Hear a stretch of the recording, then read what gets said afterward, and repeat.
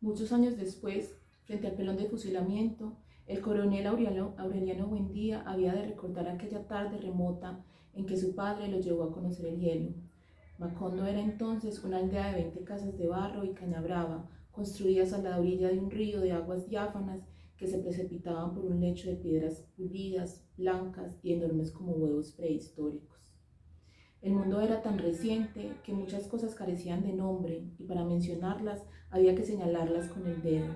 Todos los años, por el mes de marzo, una familia de gitanos derrapados plantaba su carpa cerca de la aldea y con un grande alboroto de pitos y timbales daban a conocer los nuevos inventos.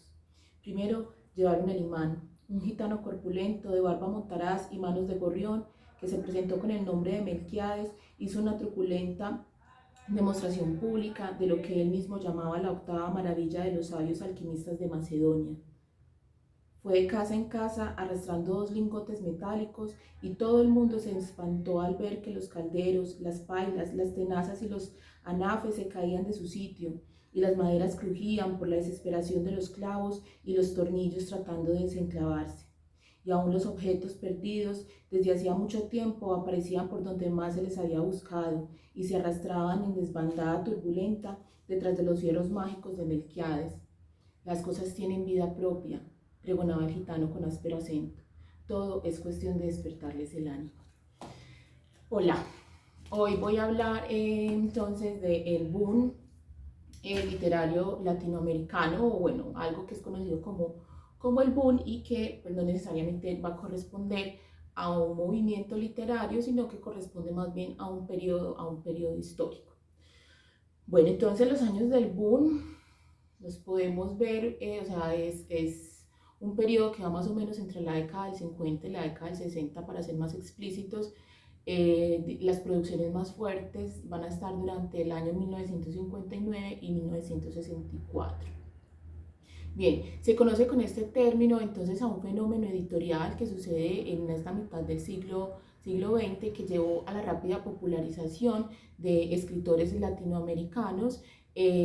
Todos estos autores del boom se caracterizaron por ser escritores de una gran originalidad en sus narrativas, una narrativa sumamente sofisticada y vanguardista. Aparecen entonces decenas de grandes escritores, todos ellos extraordinarios, que eran desconocidos, digamos, la narrativa latinoamericana había sido desconocida por el mundo europeo y por el mundo americano. Entonces es como, wow, en América Latina tenemos novela. Nosotros ya lo hemos visto previamente, ya en América Latina teníamos novelas, pero estas novelas van a llamar la atención del mundo entero y van a ser novelas que se van a traducir. Pero sí es claro dejarlo como un fenómeno editorial. Al respecto, por ejemplo, Mario Vargas Llosa, cito lo que este escritor latinoamericano dice porque me parece bastante interesante, entonces voy a citar lo que él explica que es el boom. Dice Mario Vargas Llosa: lo que se llama boom y que nadie sabe exactamente qué es, yo particularmente no lo sé, es un conjunto de escritores. Tampoco se sabe exactamente quiénes, pues cada uno tiene su propia lista, que adquirieron de manera más o menos simultánea en el tiempo cierta difusión, cierto reconocimiento por parte del público y de la crítica. Esto puede llamarse tal vez un accidente histórico. Ahora bien, no se trató en ningún momento de un movimiento literario vinculado por un ideario estético, político, moral, como lo habíamos visto en las vanguardias. Como tal, ese fenómeno ya pasó, refiriéndose a las vanguardias, y se advierte ya distancia respecto a esos autores, así como cierta continuidad en sus obras. Pero es un hecho, por ejemplo, que un Cortázar o un Fuentes tienen pocas cosas en común y muchas otras en divergencia. Los editores aprovecharon muchísimo esta situación, pero esta también contribuyó a que se difundiera la literatura latinoamericana, lo cual constituye un resultado a fin de cuentas bastante positivo. Lo que ocurrió a nivel de la difusión de las obras ha servido de estímulo a muchos escritores jóvenes, les ha llevado a escribir, les ha probado que en América Latina existe la posibilidad de publicar, de conseguir una audiencia que trascienda las fronteras nacionales e incluso las de la lengua. El hecho es que hoy se escriben muchas más novelas que hace algunos años. No afirmo que la causa haya sido exclusivamente la que de un grupo de escritores obtuviera mucho éxito y una gran audiencia, pero sin duda esa realidad ha contribuido a dar mayor seguridad y a estimular las vocaciones de jóvenes. Bien, esa es una de las definiciones. Varios autores, digamos, hay 4 grandes autores de ese momento histórico y que van a ser sumamente importantes y traducidas a cientos de idiomas, que van a ser Vargas Llosa, ¿cierto? Tenemos a Gabriel García Márquez, Carlos Fuentes y Cortázar. Esos son como los grandes 4, pero hay un montón, ¿cierto? Y no se puede hablar pues como que hayan unas características o similitudes, sino que estas características y similitudes no son estéticas, no son de estilo, no son de temas, sino que tienen que ver con la situación histórica que están viviendo todos estos sujetos que son latinoamericanos. Bien, es decir, que la explicación del boom es una explicación histórica. Dice Vargas Llosa entonces que es un accidente histórico, pero no es un accidente histórico. Yo no sé si existen los antecedentes históricos. Como ¡puf! Un accidente y no. Creo pues que hay todo unas situaciones que se juntan y llevan a que suceda algo, pues, pero como un accidente no, hay condiciones de posibilidad. En fin, entonces como un accidente como tal no es. Hay que tener en cuenta entonces que para la década del 50 ya tenemos en algunos países ya hay televisión, la radio y sobre todo por allá a partir de la década del 30, la década del 40 hay una abundancia de medios de comunicación impresos como revistas y magazines.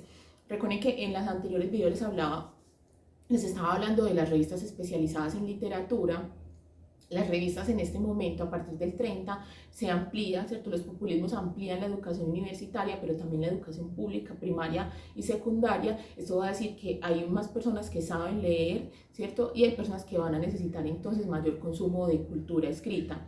Entonces van a existir más revistas y empiezan a gestarse en esta mediados del siglo 30, 40, 50, empiezan a gestarse muchas revistas tipo magazine, unas revistas no tan especializadas, no tan cultas, sino unas revistas más amenas, con caricaturas, con tu fotografía, con comentarios políticos, pero también con muchos comentarios de carácter cultural. Entonces, tipo revista Live, revista Newsweek, ¿cierto? Ese tipo de publicaciones que se van a masificar y que van a ser cada vez mayor para este momento. Entonces tenemos también que esas condiciones previas son eso, un público lector cada vez mayor comunicación, esos magazines que van a ser divertidos, que van a ser fáciles de leer, es decir, que van a generar una democratización, por decirlo de alguna manera, de la cultura.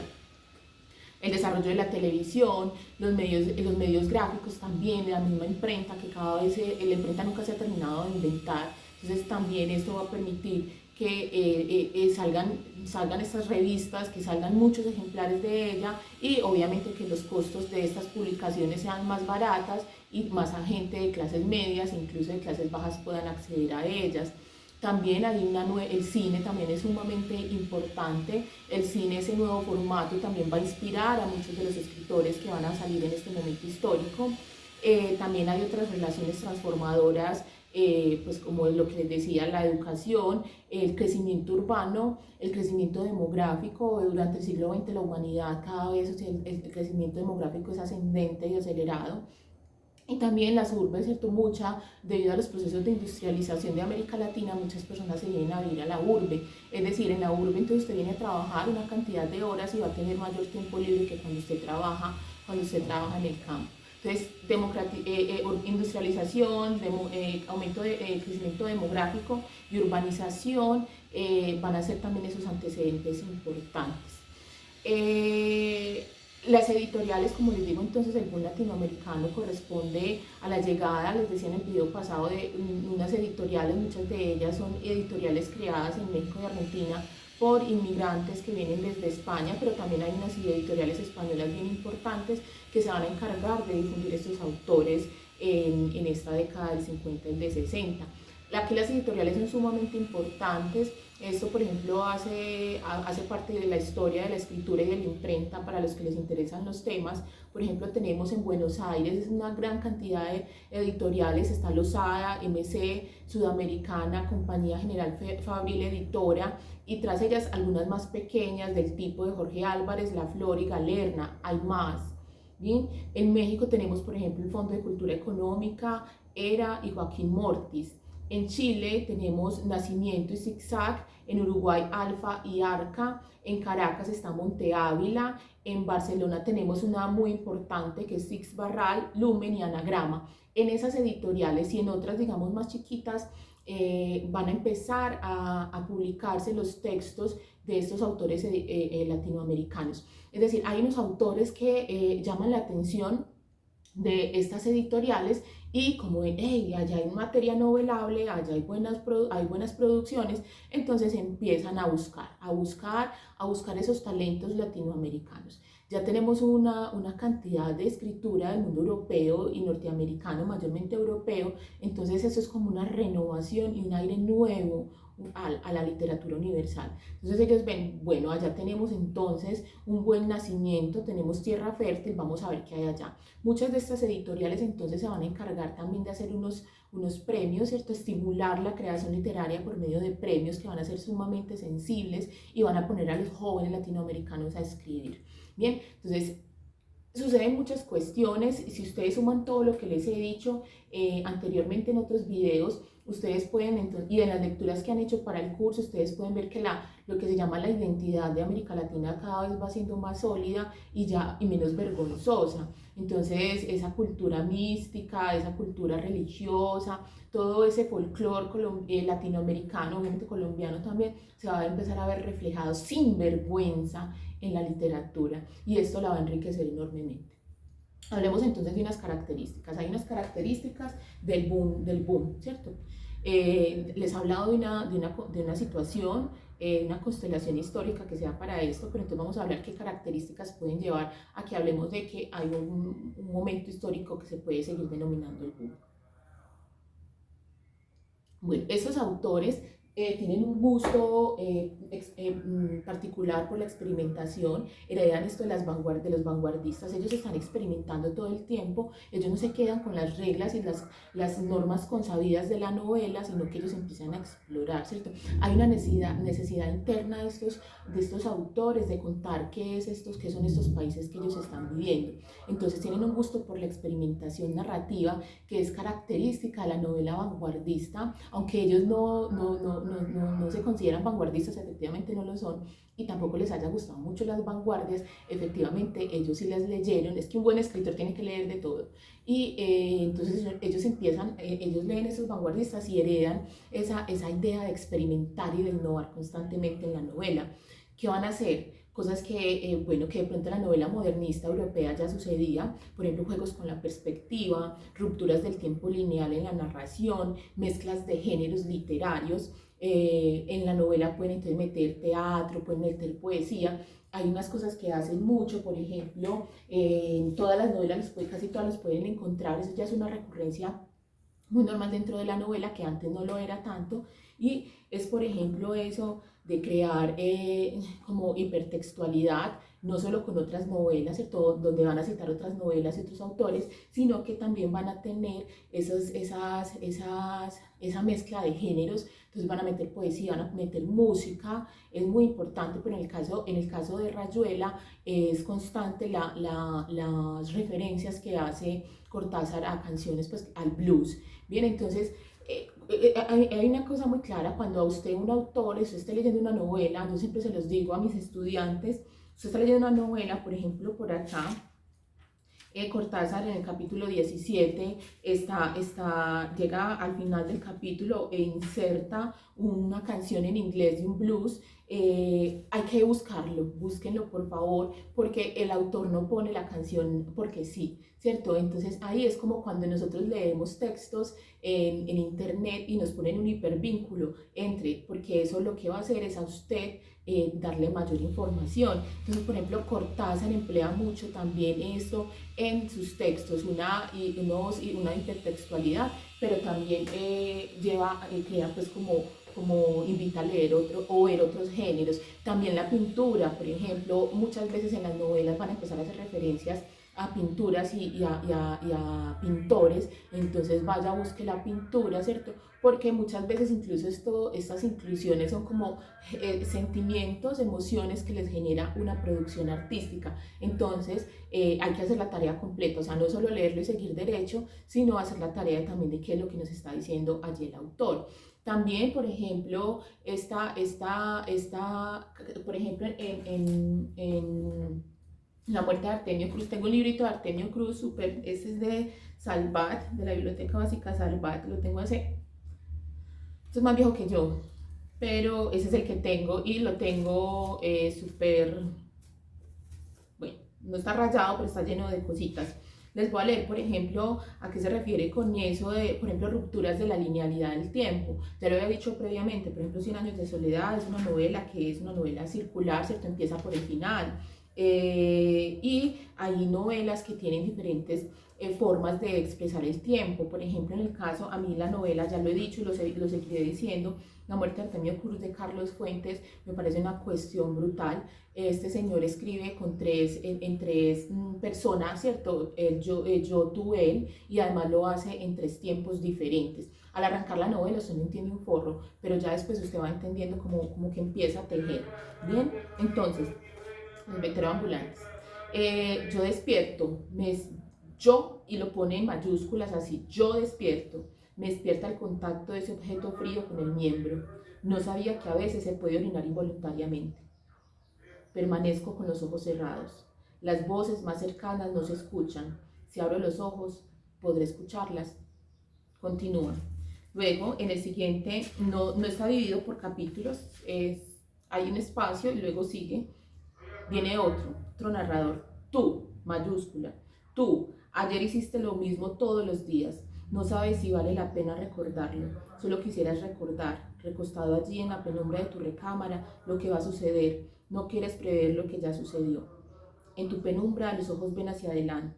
No saben adivinar el pasado. Sí, ayer volverás desde Hermosillo, ayer 9 de abril de 1959. Entonces hay unos juegos impresionantes con el tiempo. Y luego viene, es que lo tengo muy rayado porque está dividido por los yo, tú, él, estructuras de análisis. Y luego viene, más adelante, 1941, julio 6, él en mayúscula, pasó en el automóvil rumbo a la oficina. Lo conducía el chofer y él iba leyendo el periódico, pero en ese momento casualmente levantó los ojos y las vio entrar a la tienda. Las miró y guiñó en los ojos y entonces el auto arrancó y él continuó leyendo las noticias que llegaban de Sidi Berrani y el Alamein, mirando las fotografías de Rommel y Montgomery y continúa. Esto para decir, o sea, es el yo, el tú y el él, y todos el yo, el tú y el él es un mismo sujeto pero en diferentes tiempos, y en esa construcción de esos tiempos del yo, el tú y el él, lo que hace magistralmente hace a Carlos Fuentes es empezar a construir la historia de Artemio Cruz, ¿cierto? De un sujeto que está muriendo, Artemio Cruz. Bien. Tenemos entonces ahí ese gusto por la experimentación. Por ejemplo, Rayuela también es importante y eso se entrelaza con otra situación. Por ejemplo, Rayuela, los que la mayoría lo han leído, Cortázar se ha vuelto como uno de los escritores millennial y centennial también. Rayuela tiene una forma narrativa que usted la puede organizar como usted lo desee. Él da un par como lo puede leer de esta manera o si quiere lo lee normalmente, ¿cierto? De principio a fin. Esa es una experimentación. Esa experimentación también que les hablo con Carlos Fuentes, ¿cierto? De poner un personaje en tres tiempos y en tres personas es también una experimentación.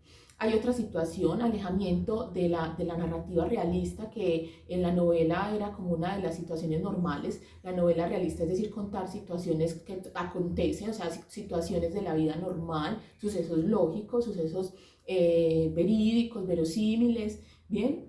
Entonces lo que hacen esos autores del boom es empezar a alejarse de esto, se rompe con la línea que separa lo real de lo fantástico, lo ficticio de lo verdadero y se juegan con sus elementos de forma sorprendente. Les voy a mostrar, por ejemplo, hay unas partes de 100 años de soledad tengo la edición, ¿cierto? 100 años de soledad, la edición conmemorativa de la Real Academia Española. Entonces, leo una parte al respecto. Los sucesos fantásticos son una buena parte de la materia del libro, los que hieren más vivamente al lector por su plasticidad, su libertad y su carácter risueño. Y aquí los principales: niños que nacen con una cola de cerdo, agua que hierve sin fuego y objetos domésticos que se mueven solos, una peste de insomnio y una de olvido, huesos humanos que cloquean como una gallina, sueños en que se ven las imágenes de los sueños de otros hombres, un hilo de sangre que discurre por Macondo hasta dar con la madre del hombre del que está sangre, del que esa sangre emana, un niño que llora en el vientre de su madre, manuscritos que levitan, un tesoro cuyo resplandor atraviesa el momento, un burdel zoológico cuyos animales son vigilados por un perro pederasta, un huracán que arranca un pueblo del cuajo de la realidad. Estos son algunos de esos hechos que se salen de la realidad, pero que en el fondo van a hablar o sea, aunque son fantásticos, hablan de una realidad. Díganme por favor ustedes si eso no es muy colombiano, una peste de insomnio y una peste de olvido. Bien, entonces les voy a leer, por acá tengo señalado una parte. Varios siglos más tarde, el tataranieto del criollo se casó con la tataranieta del aragonés. Por eso, cada vez que Úrsula se salía de casillas con las locuras de su marido, saltaba por encima de 300 años de casualidades y maldecía la hora de que Francis Drake asaltó a Riohacha. Era un simple recurso de desahogo, porque en verdad estaban ligados hasta la muerte por un vínculo más sólido que el amor, un común remordimiento de conciencia. Eran primos entre sí, habían crecido juntos en la antigua ranchería que los antepasados de ambas transformaron con trabajo y sus buenas costumbres en uno de los mejores pueblos de la provincia. Aunque su matrimonio era previsible desde que vinieron al mundo, cuando ellos expresaron la voluntad de casarse, sus propios parientes trataron de impedirlo. Tenían el temor de que aquellos saludables cabos de dos razas secularmente entrecruzadas pasaran por la vergüenza de engendrar iguanas. Ya existía un precedente tremendo. Una tía de Úrsula, casada con un tío de José Arcadio Buendía, tuvo un hijo que pasó toda la vida con los pantalones englobados y flojos y que murió desangrado después de haber vivido 42 años en el más puro estado de virginidad, porque nació y creció con una cola cartilaginosa en forma de tirabuzón y con una escobilla de pelos en la punta, una cola de cerdo que no dejó ver nunca de ninguna mujer y que le costó la vida cuando su carnicero amigo le hizo el favor de cortársela con una hachuela de desatar. José Arcadio Buendía, con ligereza de sus 19 años, resolvió el problema con una sola frase: no me importa tener cochinos siempre que puedan hablar. Entonces, esas son esas inserciones también sumamente novedosas dentro de la novela, que son como situaciones totalmente ficticias, totalmente fantásticas, totalmente alejadas de cualquier realidad posible, pero ellos la incluyen y dentro de la narración es sumamente verosímil, cuadra perfectamente bien, pero al final digamos que también hay una alegoría, porque muchas de estas fantasías son unos guiños que el escritor hace de una burla frente a la realidad histórica de los pueblos latinoamericanos. Bueno, entonces tenemos también un gusto como característica del boom o de esa escritura de esas 2 décadas, un gusto por la narrativa sumamente intelectual. Por aquí se cayó mi librito. Es sumamente intelectual. Aquí tengo a Alejandro Carpentier. Alejandro Carpentier, siempre lo he dicho, es un autor sumamente difícil de leer. Alejandro Carpentier uno no lo lee a los 14 años. Bueno, el que lo haya hecho, felicitaciones. A mí Carpentier siempre me ha dado mucha dificultad, ¿cierto? Porque el lenguaje de Carpentier es barroco, es un lenguaje sumamente complicado, o sea, es para una persona de pronto sin tanto desarrollo lingüístico no le va a quedar fácil. Entonces es un gusto por una narrativa sumamente intelectual que exija a los lectores reflexiones cercanas a la filosofía, porque también eso se tiene que embarcar dentro de la literatura de la modernidad, de la novela de la modernidad. Es una novela con un fondo, con mucha profundidad filosófica y va más allá de una manera de la literatura, así que facilita, es una literatura para pensar, reflexionar, para entender, de esas que usted lee y se queda pensando un ratico qué es lo que le quería decir, de ese tipo de novelas que a usted le van transformando la vida. Yo creo que a muchos, algunas de estas novelas que he mencionado, especialmente pues 100 años de soledad, que es el gran bestseller, latinoamericano ha transformado nuestras vidas, ¿cierto? Nos ha puesto a reflexionar, nos ha puesto a llorar, nos ha puesto a sentir el calor, nos ha puesto a oler la guayaba madura, bueno, a ver las mariposas amarillas, bueno, todo eso simbólico que hay a partir de 100 años de soledad y que va a suceder en todas estas novelas del boom. Importancia entonces también como característica de una narrativa breve, muchos de los autores del boom no solo se van a dedicar a la novela, ellos van a trabajar mucho el cuento realmente un cuento de la modernidad, no un cuento tradicional, no un cuento básico, no un cuento con moralejas, sino un cuento estético, un cuento literario, un cuento moderno. Entonces ustedes van a encontrar que ellos van a tener, por ejemplo, García Márquez tiene una gran producción cuentística. Todas esas características que le menciono se entremezclan entonces en 4 tipos de narración, con que dentro de esos 4 hay unos rasgos y unas características propias. Tenemos, por ejemplo, la narrativa fantástica, se basa en el mundo de los sueños y en la descripción de los acontecimientos insólitos e inesperados que suceden dentro del mundo cotidiano. Observan la realidad diaria interpretando sus acontecimientos desde una perspectiva sorprendente. Dentro de ella destacan las obras entonces de escritores extraordinarios como Jorge Luis Borges, que no hace parte del boom, es anterior, pero hace parte pues también como de esta forma de escribir en América Latina. Y tenemos entonces también a Julio Cortázar, especialmente en los cuentos. La narrativa, hay otro grupo, sería la narrativa del realismo mágico, entonces, o la novela de lo real maravilloso, donde entran algunas de las novelas de Gabriel García Márquez. Se basa en la introducción de elementos fantásticos y mágicos en medio de la vida cotidiana de los pueblos del mundo iberoamericano. Las 2 obras cumbres entonces van a ser 100 años de soledad y vamos en donde se reconstruye, por ejemplo, la historia de un pueblo colombiano que no existe, pues, pero que se llama Macondo. También podría decirse que es una alegoría en el que se producen una cantidad de hechos extraordinarios. Hay otras obras también de esa escritura fantástica o maravillosa, que va a ser el caso, por ejemplo, de Los Pasos Perdidos de Alejandro Carpentier y Pedro Páramo, que tampoco pertenece al boom, pero es previo, pero que obviamente va a ser parte de esa narrativa del realismo mágico con su maravillosa obra de Pedro Páramo de Juan Rulfo, ¿cierto? Que yo sé que muchos han leído y todos se enamoran.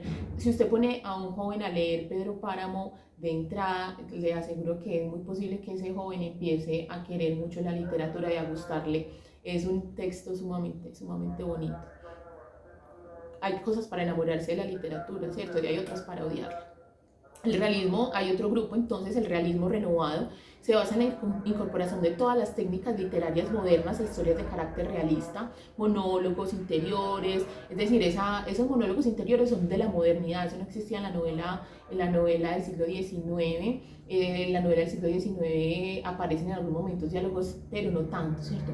Mientras que la novela de la modernidad, es decir, la del siglo XX, es una novela, o del modernismo, como les quede más fácil entenderlo, esa novela, por ejemplo, Virginia Woolf, también Joyce, también tenemos a Thomas Mann, bueno, a todos estos autores maravillosos, incluso a Faulkner también, de la primera mitad del siglo XX, europeo y norteamericano. Vamos a encontrar que hay una constante recurrencia al lo que piensa el autor, ¿cierto? Como un diálogo interno, unos soliloquios bien importantes y que son bastante filosóficos.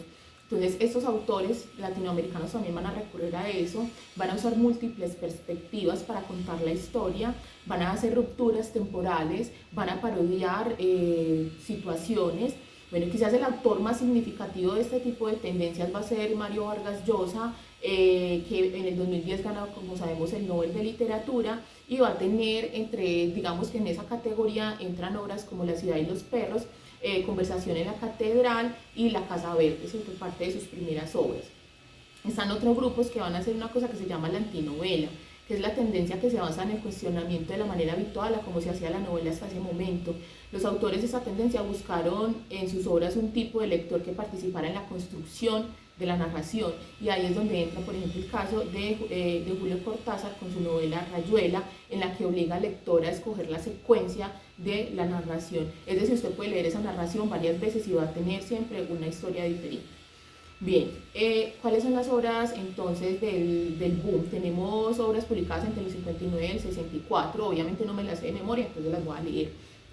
En el 59 tenemos a Onetti, una tumba sin nombre, a Bastos con Hijo del Hombre, a Viñas con Los Dueños de la Tierra. En el 60 tenemos a Julio Cortázar con Los Premios, a Borges con El Hacedor, a Revueltas con Dormir en Tierra, a Galindo con El Bordo, a Carlos Fuentes con Las Buenas Conciencias, a Ribeiro con Crónica de San Gabriel. En 1961 tenemos a Onetti con El Astillero, a García Márquez con El Coronel no tiene quien le escriba, a Miguel Ángel Asturias con El Alajadito.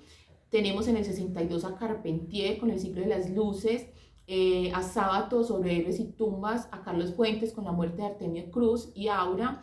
Tenemos a Martínez Moreno con El Paredón, a Cepeda Zamudio con La Casa Grande, a García Márquez con La Mala Hora, a Onetti con El Infierno tan temido, a Rojas Erazo con Respirando el Verano, a Castellanos con Oficio de Tinieblas, a Bioy Casares con El Lado de la Sombra, a Meneses con La Misa del Arlequín, y a Viñas con Dar la Cara. En el 63 a Cortázar con Rayuela, a Sarduy con Gestos, a Vargas Llosa con La Ciudad de los Perros, a Reola con La Feria, a Asturias con Mulata de Tal, y en el 64 tenemos a Arguedas con Todas las Sangres, a Onetti con Junta Cadáveres, a Germandia con Día de Ceniza, a Los Albañiles de Leñero, a García Ponce con Figura de Paja. Y obviamente en el año de 1967 vamos a tener, aquí le digo como, o sea, miren toda la producción latinoamericana, que eso antes no estaba, no se daba en ese momento, esos 4 o 5 años. En 1967 entonces se va a publicar la historia 100 años de soledad, ¿cierto? Importantísima, la cual se le va a dar el Nobel de Literatura en los 80, creo que en el 82, si no estoy mal. Bueno, importante, entonces empieza a publicarse, esas obras empiezan a leerse en el mundo entero, se publican hasta en chino, eso se publica en todos los idiomas, incluso en lenguas que no son masivas, es decir, en lenguas extrañísimas, se publican muchas de estas obras y eso empieza a hacer conocer el mundo latinoamericano. No recuerdo si ya lo dije, una de las razones por las cuales hay una mirada europea, especialmente a la literatura latinoamericana, tiene que ver con la Revolución Cubana. La Revolución Cubana llama la atención del mundo entero, como wow, allá pasó algo, allá que, pues aquí pasaban todo el tiempo cosas, pero no eran cosas que llegaran y trascendieran al mundo americano.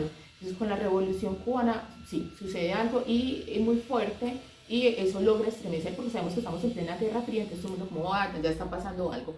Además recuerden, la década del 60 en el mundo entero es una década muy convulsa, lo veremos más adelante cuando estemos hablando de la década de los 60 y de la juventud, el surgimiento de la idea de juventud. Entonces vamos a ver eso. Y entonces hay muchos movimientos de izquierda, movimientos también de carácter socialista y comunista que van a estar muy atentos de lo que está sucediendo en América Latina.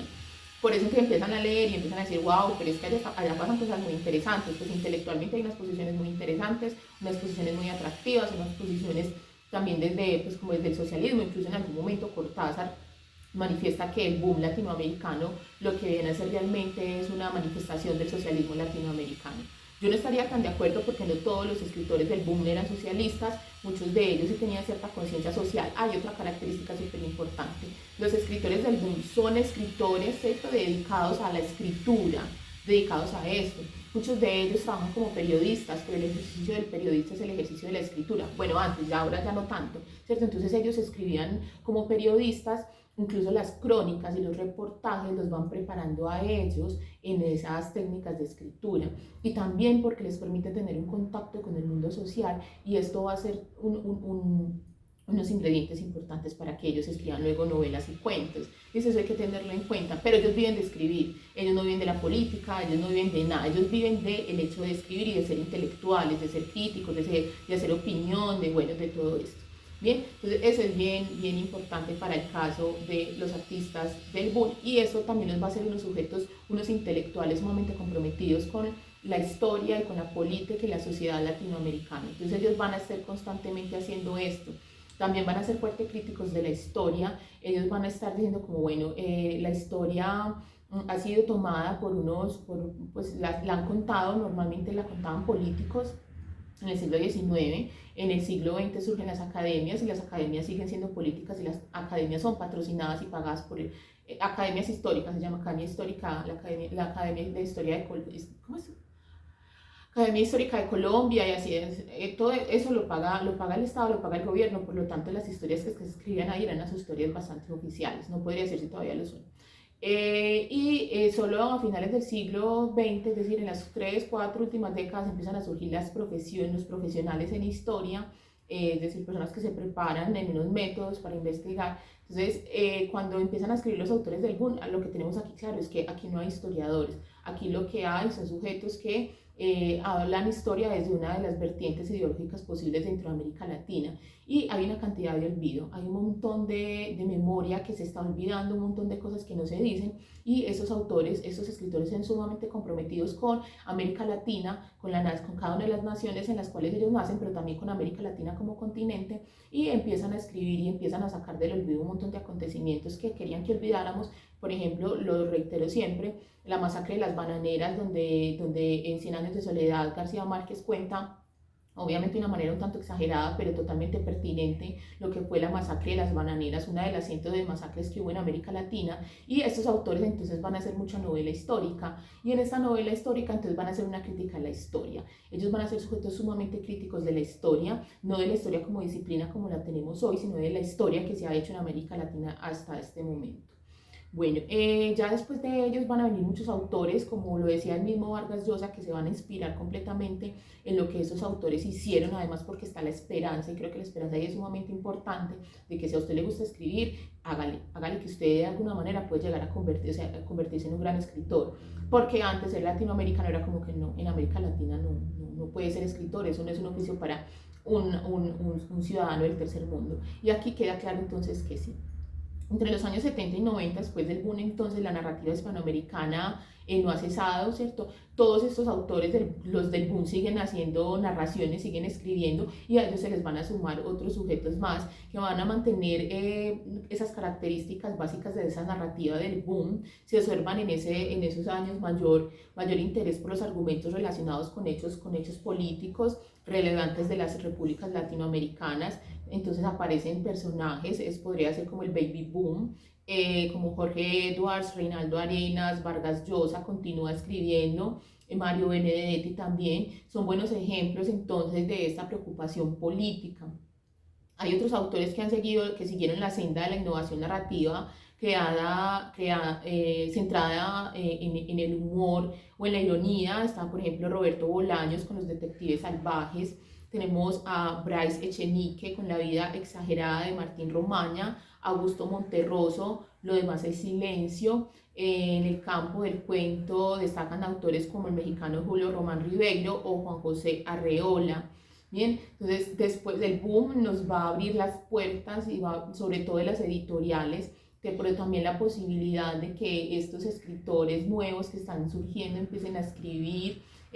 También hay un momento donde el boom como que nos va a marcar, entonces todo el mundo europeo y el mundo norteamericano va a creer que nosotros siempre vamos a querer escribir sobre lo rural y sobre lo fantástico y sobre lo exótico y lo folclórico, y empiezan a surgir autores, sobre todo en la década del 80, del 90 y ahora, autores obviamente con una posición súper cosmopolita, autores que viven dentro de la urbe, que viven dentro de las ciudades, de las grandes ciudades latinoamericanas, Sao Paulo, Buenos Aires, Bogotá, Ciudad de México, ¿cierto? Y que van a hablar de la angustia de una generación que les toca, pues, digamos, todos estos millennials que les toca vivir ese paso de un mundo sin tanta tecnología a un mundo avasallado y lleno de tecnología, con toda la angustia y la soledad que puede traer esto, con todas las crisis económicas, con todas las crisis políticas de América Latina. Entonces surge una nueva generación a la que le ha sido un poco más difícil imponerse a nivel internacional debido a que el boom, esa forma de escritura que lograron los autores del boom, obviamente con todas las condiciones de posibilidad de su generación y de su sociedad, nos dejó marcados, y ha sido bastante difícil poder salir de eso. Pero yo sí creo que en América Latina hay muy buenos escritores en este momento y que se están haciendo cosas muy buenas desde lo literario, y hay que mirar y se está publicando. Entonces, bueno, eso también es una esperanza para los escritores latinoamericanos. Bueno, muchas gracias por llegar hasta aquí. Por favor, suscríbanse y por favor, listo, no, nos vemos en la próxima. Compartan este video. Chao, chao, chao, chao.